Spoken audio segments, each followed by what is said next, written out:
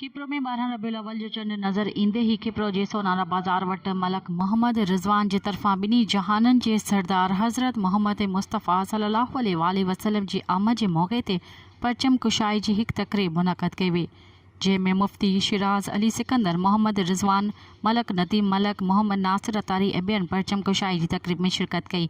इन मौक़े ते मुफ़्ती शिराज़ अली सिकंदरीअ जो चवणु आहे त असांजे आका हज़रत मोहम्मद सल्लल्लाहु अलैहि वसल्लम जी आमद जे ॾिहाड़े जो ॾींहुं ईद जियां मल्हाइणु घुरिजे, जंहिंमें असांखे पंहिंजे घरनि खे ख़ूबसूरत लाइटुनि सां सिंगारणु घुरिजे।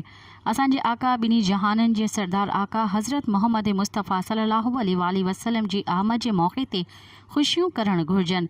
इन मौक़े ते पाकिस्तान जी सलामती ऐं ख़ुशहालीअ लाइ ख़ुसूसी दुआ घुरी वई। मज़ीद ख़बरनि ऐं तफ़सीलात लाइ विज़िट कयो असांजी वेबसाइट www.awamiNewsHD.com ऐं ॾिसंदा रहो अवामी न्यूज़ HD।